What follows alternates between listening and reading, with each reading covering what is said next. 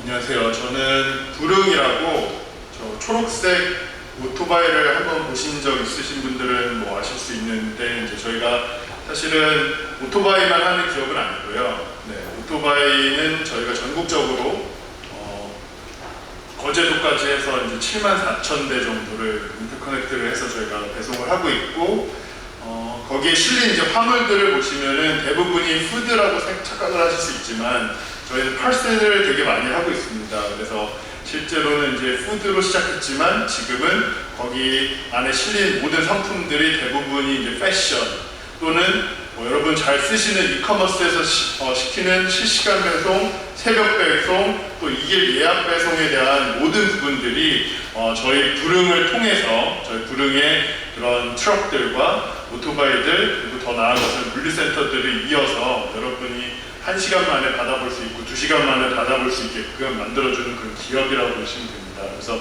저희 회사는 순간이동을 꿈꾸는 인텔리전트 물류기업이라는 슬로건을 3년 전 정도에 저희가 새롭게 수립을 해서 이 사업을 하고 있고요.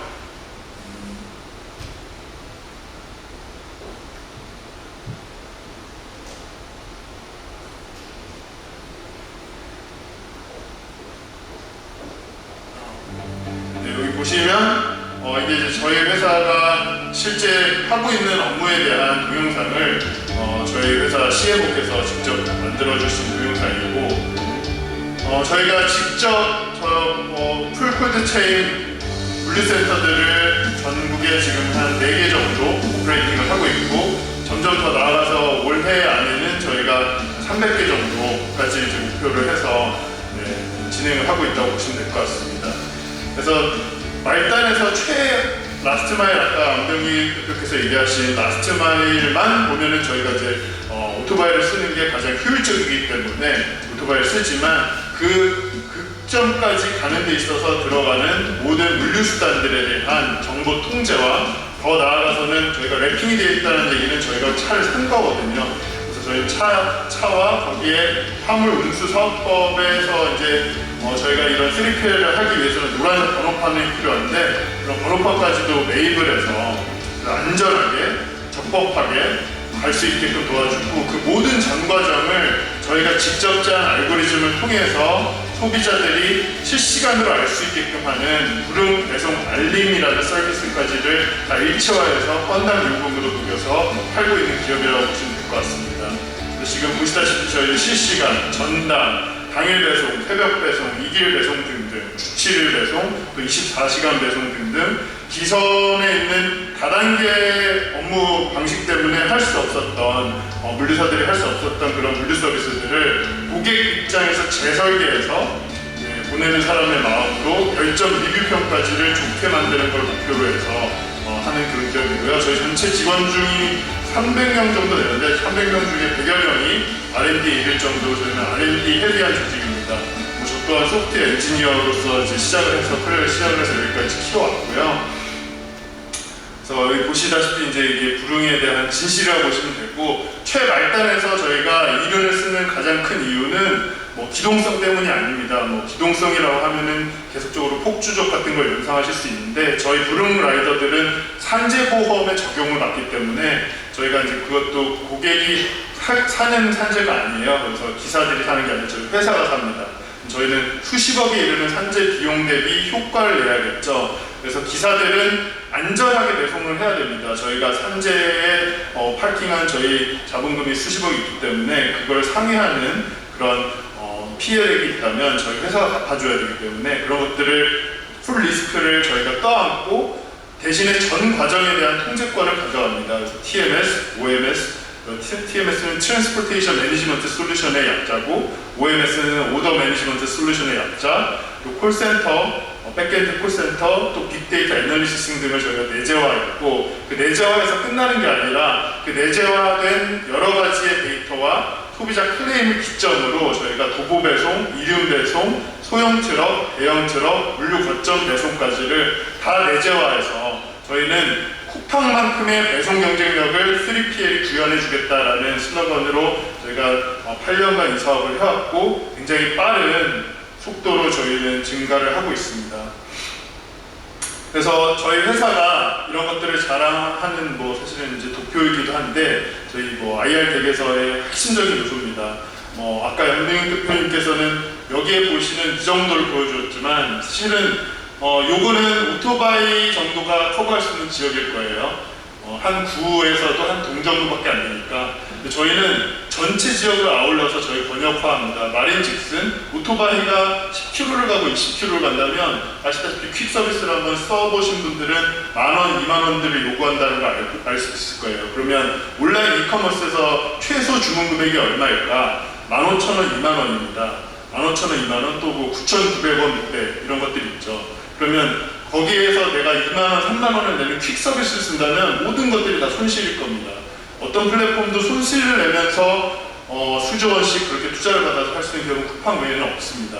그럼 저희 입장에서는 어떤 걸 어떻게 푸느냐, 다자간에 돌아가는 기사들이 쓰는 뭐 이런 애플리케이션을 직접 짜기도 하고 여기에서 애플리케이션에 어태치가 되어 있는 이거는 2륜용 기사앱이고 이건 4륜 트럭용 기사앱, 이것들은 다마스 밴용 기사앱입니다. 이 3종 세트를 잘 이어서 연계 배송을 하는 거죠. 근데 연계 배송의 핵심은 그 안에 들어가 있는 물류 거점입니다. 그래서 이 물류 거점까지를 저희가 다 내재화했다라고 보시면 되고, 그러다 보니 저희 기업 고객들이 저희한테 주시는 모든 배송 데이터가 저희는 실시간으로 알게 되어 있습니다. 그래서 점에서 썼을 때는 저희 구름 코스를 써야 되고, 기사들의 이제 행동 데이터들을 갖고선 소비자 클레임을 처리하려면 CEO다 구름닷컴을 들어와서 어디서 어떤 배송들이 어떻게 끝났는지, 그리고 프랜차이즈 본사 또는 뭐 SSG를 운영하고 있는 이마트 그룹 전략기획실에서는 그 지점에서의 동작 상태표를 알 수 있어야 됩니다. 그래서 이 3종 세트를 갖고 저희는 지금은 이제 디맨드 포캐스팅이라고 해서 어떤 시간에 단위 시간에 뭐 도곡동에 있는 20대 여성 고객은 GS에서 김혜자 도시락 7첩 반상 도시락을 몇 개를 시켜 먹었다까지를 저희가 프로젝팅을 해서 새벽에 SCM을 돌려서 새벽에 3개, 4개를 갖다 놓는 거죠. 그래서 회전율을 올려주는 그런 작업들을 통해서 회사가 빠르게 성장할 수 있었고, 이 운영 최적화를 통한 실시간 지표 및 빅데이터 분석에 들어가는 엔지니어 코스트를 최소화하는 게 저희 회사의 성공 관건이라고 보시면 될 것 같습니다. 그래서 여러분이 좀 이해하시기 어려운 도표일 수도 있는데요. 저희가 구름 데이터는 운송 데이터입니다. 운송 데이터에 대한 소유권을 클레임을 하려면 기사를 100% 전속화해서 내가 월급을 주면서 부리든가, 그도 아니면 저희처럼 차량에 대한 통제권이 있어야 됩니다. 왜냐면 이 차는 내 거니까 돌아다니는 모든 초이스를 내가 알 수 있어야 돼 라고 하기 때문에. 근데 우리나라의 기성 물류 회사들은 단 한 대의 차량도 자기가 사지 않고 지차주라고 하는 화물연대 350만에 이르는 개인들이 납부하는 차량에 대해서 이 화물을 보낼 때 이런 티켓 하나 뜯듯이 이런 송장을 붙여서 거기에서 500원, 200원을 떼기 때문에 내가 여기에서 화물 운송에 대한 정보를 알 수 있어 라고 얘기한다면 그건 위법이 됩니다. 네, 개인정보보호법 위반이죠. 그래서 저희가 역행하는 처지에서 느리게 성장했지만 저희는 탄탄하게 갈 수 있었던 가장 중요한 이유는 데이터 센트릭했다라는 측면이 있고요. 이 데이터를 많이 알고 8년간 한 번도 지운 적이 없다 보니까 저희 고객들이 찾아와서 자기의 판매 데이터를 줍니다. 나 15년간 이렇게 팔았는데 앞으로 뭘 팔아야 될지 모르겠어. 뭐 여러분이 좋아하시는 스타벅스가 온라인에서 판매를 하게 되면 마포구에서는 PGO밖에 안 팔리고 여의도에서는 세트로 팔아야 됩니다. 네, 여의도에 있는 이제 여러 직장인들이 커피만 사 먹지 않기 때문에 커피와 샐러드, 샌드위치류를 같이 팔아야 되고, 그래서 여의도에 있는 스타벅스는 파리바게뜨와 싸우고 있고, 마포구에 있는 스타벅스는 놀랍게도 커피가 아닌 다른 식품용 파트와 싸우고 있고, 강남권에서는 사실은 뭘 놓더라도 다 잘 팔리게 되죠. 그러면은 온라인 데이터베이스가 최적화되어 있지 않은 스타벅스 입장에서는 200여 개를 내가 배송을 하더라도 그 200여 개에 돌아가는 SCM이라고 불리는 원물을 갖다 놓는 그 게임에서는 자기가 손실을 보게 됩니다.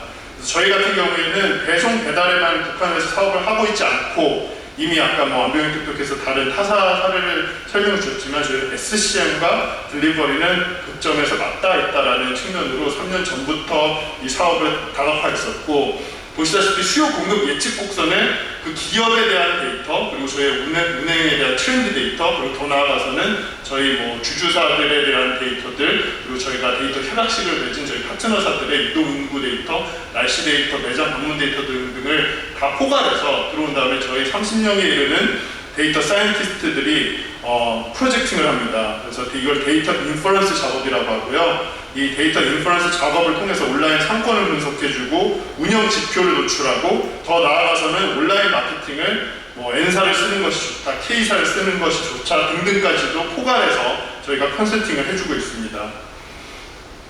그러면 왜 우리한테만 이런 기회가 있고 타 물류사들한테는 없나요? 라고 이제 물어보실 수가 있는데, 보시다시피 지금 우리나라의 화물 운송 시장은 여태까지 지배를 받는 시장이었어요. 그래서 내가 터미널을 갖고 있으면 그 터미널을 누군가든 다 거쳐갈 수밖에 없기 때문에 거쳐갈 때 200원대고 300원대는 게임을 했었습니다.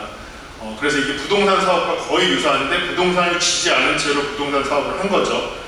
마치 이 건물주는 개인이 아니고 회사인데 그 회사가 임차를 해서 재임차를 하는 공유 오피스 같은 사업을 했다고 보시면 될 것 같습니다.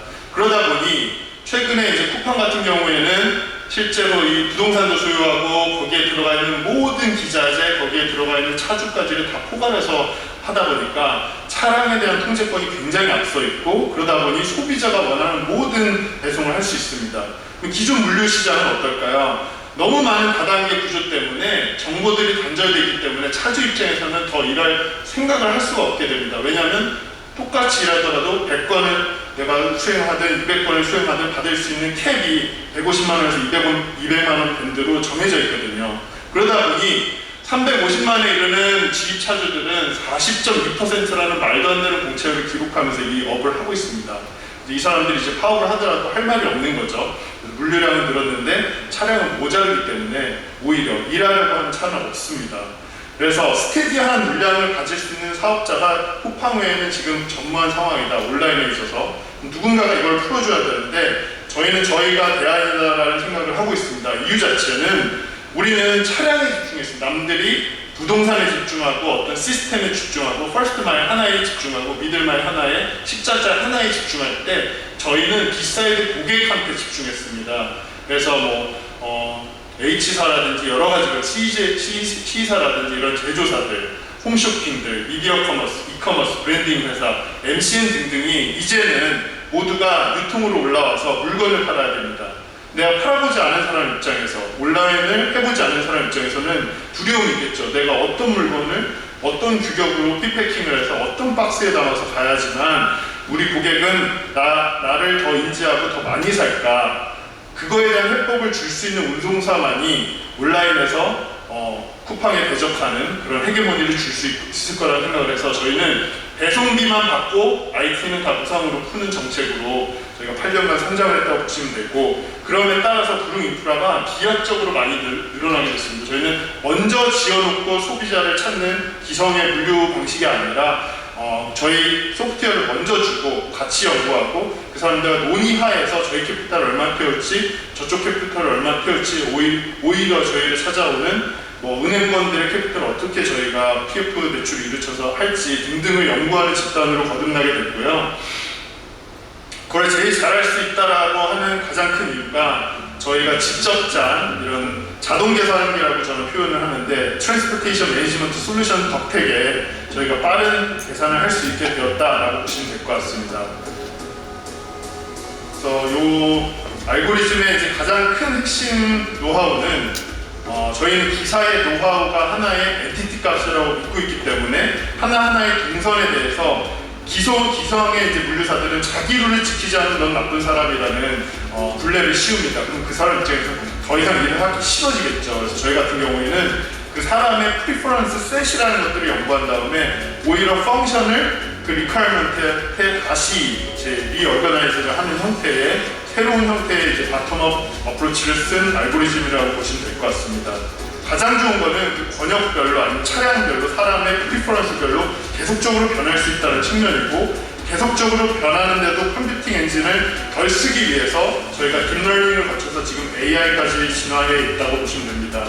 머신러닝, 딥러닝과 AI의 큰 차이는 사람이 인풋을 주느냐 안 주느냐의 차이인데, 사람이 인풋을 주지 않고 AI를 간다는 건 허상입니다. 그래서 저희가 8년간 도메인 널리지와 리얼 데이터를 꾸준히 모아왔기 때문에 지금은 저희는 자동으로 수식이 계산이 연산이 돼서 10초 단위로 리라우팅이 되는 형태의 이제 메쉬 머스 시스템을 만들 수 있었고, 이 메쉬 머스 시스템의 가장 중요한 극점은 저희는 B사이드 고객의 니즈에서 기인한다는 겁니다. F&B 기업이 원하는 것들과 편의점 기업이 원하는 것들, 오픈마켓 플랫폼이 원하는 것들, 패션 리테일이 원하는 것들 다 다릅니다. 픽업 로케이션부터 그 화물의 규격, 그리고 이것들은 PP 필름지를 띄어서 갈지 아니면 대박스에 넣어서 갈지, 거기에는 소포장지가 들어갈지 대포장지가 들어갈지, 냉동재가 들어갈지 냉매재가 들어갈지, 냉동 제품만 실을지 냉동과 냉장을 같이 실어야 될지 등등등등에 대한 규격화된 정보값들을 통해서 저희는 국한에서 나는 차량 배송만 하겠어, 도료 배송만 하겠어, 이름 배송만 하겠어가 아닌 여러 가지 로봇을 포함한 모든 물류 인프라들을 하나의 코스트로 놓고 옵티마이즈를 해주는 하나의 최적화된 그런 오퍼레이팅 시스템 자체, 소위 말하는 컴퓨터에서는 OS 같은 거죠. 로지스틱스의 OS 시스템을 짜고 연구하고 개발하는 조직이다라는 생각들을 하고 있습니다.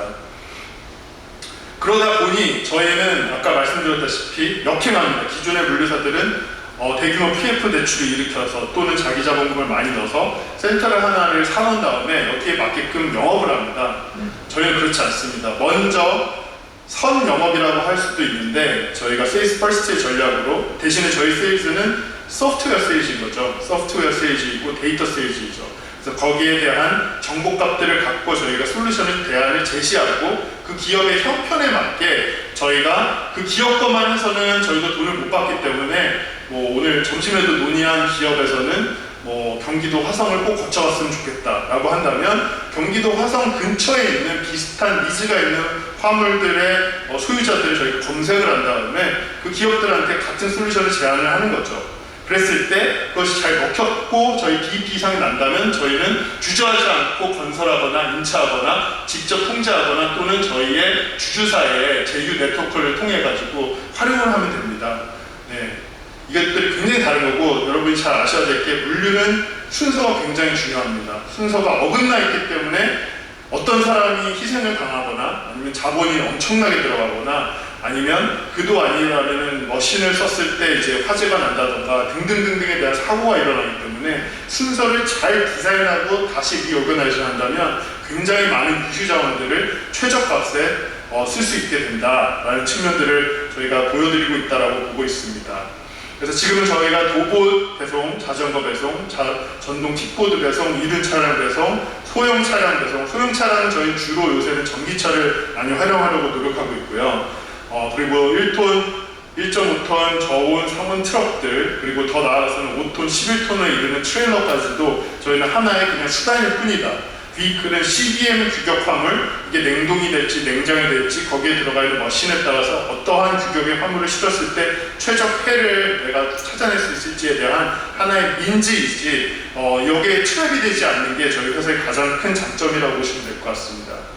그래서 저희 회사의 로스 시스템을 한 장표로 표현을 해봤는데요. 보시다시피 사장님들이 자유롭게 써서 자기의 P&L 구조들 또는 내가 어떤 물건들을 팔면은 앞으로 더 잘 팔릴지에 대한 정보값들을 무상으로 볼 수 있는 사장님 사이트부터 리소스를 관리를 배분을 해주는 TMS 시스템, 그리고 상품 관리와 브룸 엔터프라이즈라는 걸 통해 가지고 앞으로 여기에서 오퍼레이션을 어떻게 해야 될지, 내가 2명의 피패커를 더 넣어야 될지 3명의 알바생을 더 써야 될지에 대한 디렉션 값까지도 다 최적화해서 알려주는 브룸 엔터프라이즈, 리소스 투자 계획 수립, 지표 및 비즈니스 모델링, 또 더 나아가서 프로세스 관리까지를 다 이뤄내서 저희가 사람이 만나지 않고 저희 회사의 웹 대시보드 하나의 화면으로 알 수 있게 해주는 것이 전략적 의사결정을 지원하는 IT 기술의 요체라고 보시면 될 것 같고, 그랬을 때 여기서 끝나면 안 됩니다. 더 나아가서는 그러면 배송은 책임지고 누가 완료해주나요? 라고 했을 때 저희가 합니다.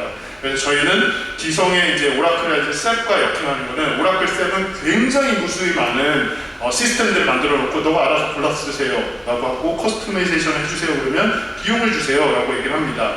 저희는 골라 쓰세요가 아니라 러프하지만 여기서 다 알 수 있습니다. 대신에 주의사항이 있다면 저희를 그냥 부르세요 라고 하면 저희 차량이 가서 알아서 다 해결을 해주는 구조로 되어 있다고 보시면 될 것 같습니다.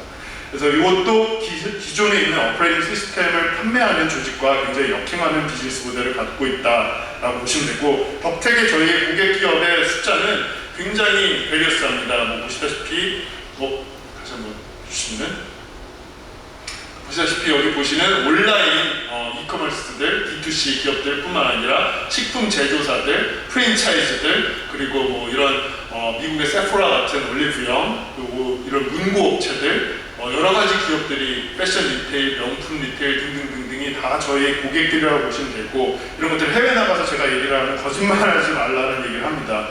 그럼 저는 왜 이 거짓말 같은 일에 도전을 하게 됐을까라고 얘기한다면, 한국이 가장 배송료를 안 주는 나라이기 때문에 라는 얘기를 합니다. 그래서 저희가 전체 배송료를 받으면 그 중에서 80%가 기사 몫입니다. 그래서 나머지 20%가 저희 회사의 수익으로 잡히는데, 그 수익을 최적화해서 저희 기업에 있는 수없이 많은 무수한 인재들을 저희가 페이오프를 해줘야 되는, 저희는 고도 성장을 멈추면 끝이 나는 기업을 하고 있습니다. 그래서 저희는 미친 듯한 성장에 올인하는 저희의 주주 기업들과 함께 고도 성장을 계속 기록해야만 하는 측면에 놓여 있고요. 그러다 보니 저희 기업 고객들도 저희를 택할 수밖에 없게 됩니다. 왜냐하면 성장이 정체되거나 내가 이익을 보려고 하는 파트너사와 새로운 비즈니스를 논하고 싶은 기성 기업군은 아무도 없을 겁니다.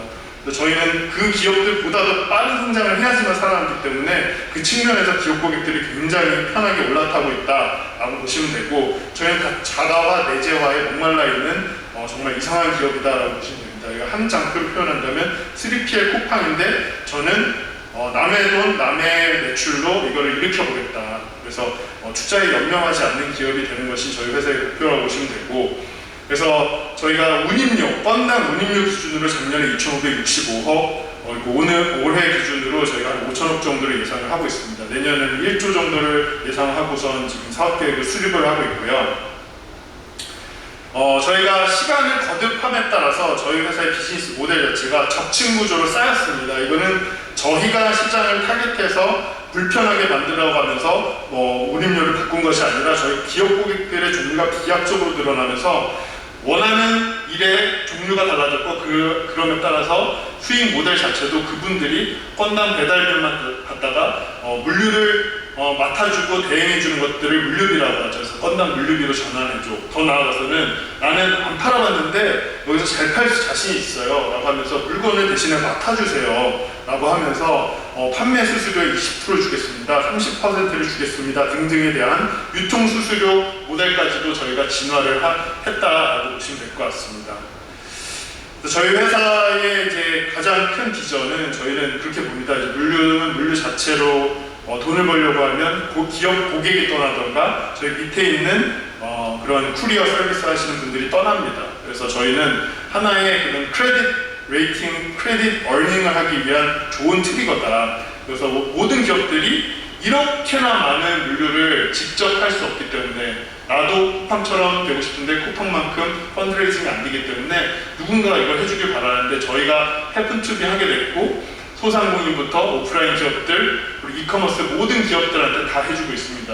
다만 그러면 저희도 적자가 나겠죠. 그러면 우리는 어떻게 돈을 벌겠느냐라고 했을 때, 우리의 플랫폼을 써서 당신이 온라인화에 성공적으로 진입을 했다면 우리 회사도 유통 수수료를 나눠주세요 라는 듯한 이제 계약을 하게 되고, 그것이 D2C 유통 플랫폼의 진실이라고 보시면 되고, 더 나아가서는 저희가 금융사업에도 진출한 지가 한 3년 정도가 됐습니다.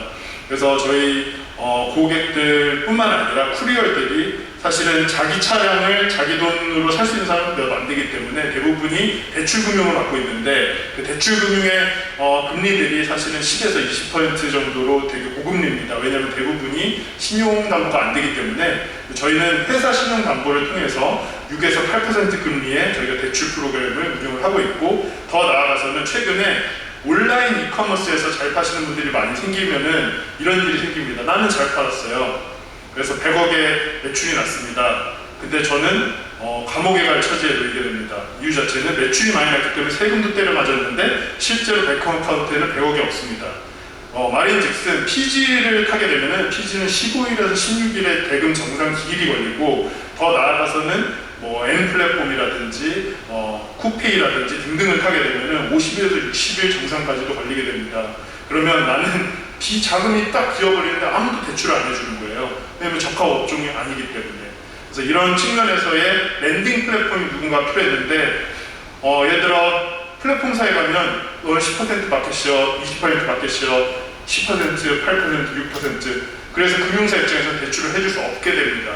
100%의 매출에 대한 확신 없이 매출을 해주는 금융사는 없기 때문에, 근데 저희는 어디에서 나오든 같은 고객이 같은 화물을 써서 배송을 하고 있고, 이것이 만족했는지 불만족했는지에 대한 지표까지 다 찍히고 있기 때문에 가장 좋은 금융사의 파트너로서 좀 지켜져서 저희가 랜딩 플랫폼을 지금 개발하고 있고요. 더 나아가서는 저희는 부동산도 같은 위치로 봅니다. 막 지어놓고 인바이트하는 형태가 여태까지 물류센터의 영업 방식이라고 한다면, 저희는 앞으로 계속 바뀔 겁니다. 바뀌어가는 용처에 따라서 누구보다 빨리 찾아주고 그것을 패스트하게, 예를 들어 임차 보증금 없이 저희가 건당 배송료에 녹여서 하는 부동산 개발 사업을 하고 있다라는 생각을 합니다.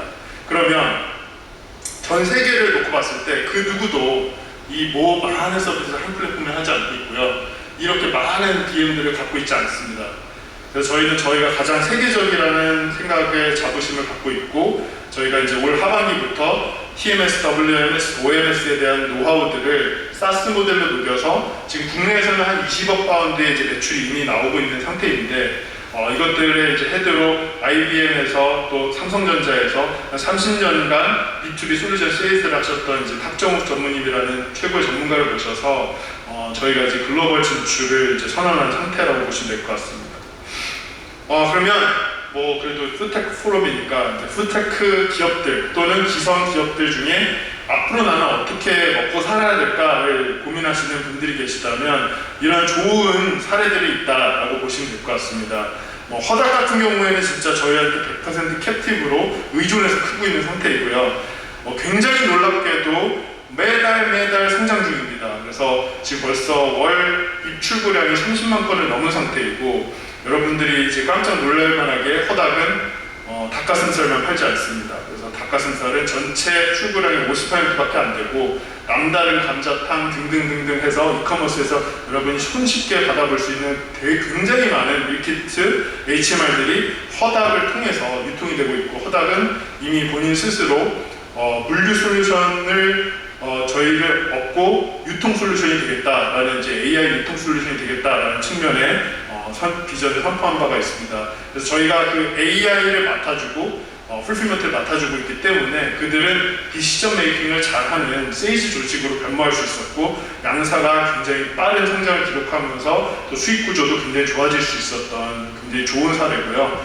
프레시즈라고 하는 아시는 분들은 잘 아시겠지만 밀키트 HMR의 최강자가 있는데, 남의 거에 레이블링을 해서 하는 사업을 하게 되면은 30-40%의 수수료를 뜯기고 공장을 돌려야 되기 때문에 엄청난 적자가 납니다. 그래서 자기의 레이블을 어떻게든 많은 회전율을 올려서 해야지만, 사실은 프라이빗 레이블이 잘 돼야지만 화이트 레이블 업체에서도 수수료를 덜 뜯기는데, 그 측면에서 저희가 굉장히 큰 역할을 하고 있다라고 보시면 됩니다. 저희를 통해서 카카오 커머스의 카카오 톡딜을 통해서 2시간 배송을 통해서 굉장히 빠르게 늘어나고 있고, 이 늘어난 물량을 기점으로 프레시지의 수익성 개선에도 저희가 굉장히 많이 도움을 주고 있다라고 보시면 될 것 같고요. 쿠켓이라고 1, 20대의 컬리라고 불리는 하루에 판매량이 3억에서 4억 정도를 기록하고 있죠. 그래서 최근 350억 투자도 받았던 이런 기업 같은 경우에도 전체 새벽 배송 풀필먼트를 저희한테 의존해서 크고 있습니다. 이들은 3천만에 이르는 오늘 뭐먹지라는 그런 SNS 서비스를 기점으로 거기에 데이터를 다시 애널리시싱해서, 그러면 내가 납작 마취창을 몇 개를 사입해서 팔면 이익이 날지를 고민하는 통계학과 출신들이 만들었던 굉장히 좋은 기업입니다. 그래서 이런 것들이 이제 데이터, AI, 더 나아가서는 풀필먼트가 맞닿았을 때 엄청난 혁신을 일으키는 좋은 선례라고 보시면 되고, 아까 안 대표님께서 말씀하셨을 때 양테이블도 저희한테 의존해서 크는 굉장히 좋은 사업자고, 작년에 매출액이 190억 정도로 전년 대비 268% 성장하는 데 있어서는 저희는 거제도에서부터 픽업을 해서 서울까지 갖다주는 모든 전 과정을 책임져주고 있기 때문에 굉장히 빠른 성장을 할 수 있었다라고 보시면 될 것 같습니다. 그래서 여태까지 저희 얘기를 쭉 들으셨을 텐데, 부룸 하면은 앞으로는 배달 이렇게 인지를 하지 마시고 그 안에 실린 화물을 보시면 저희가 나아가고자 하는 측면들을 더 잘 아실 수 있을 것 같습니다. 내 집 앞에 서 있는 구름에 오토바이 박스에서 꺼내지는 것들이 굉장히 다양할 겁니다. 그래서 그것들을 보시면서 세상이 변하고 있구나 라고 느끼고 더 많이 환영해 주셨으면 좋겠습니다. 감사합니다. 네, 혁신적인 물류사업 부름을 소개해주신 유정범 대표님 감사합니다. 이것으로 메트로미디어가 주최하고 국제회의 전문기업 에이커스가 주관하는 2011 퓨처 푸드테크 코리아에 준비된 모든 세션이 종료되었습니다. 내년에도 식품 시장과 지속가능한 미래식품의 트렌드를 반영하고 전망하는 더 풍성한 프로그램으로 만날 것을 약속드리겠습니다. 끝까지 잘해준 모든 분들께 다시 한번 감사의 말씀을 드립니다.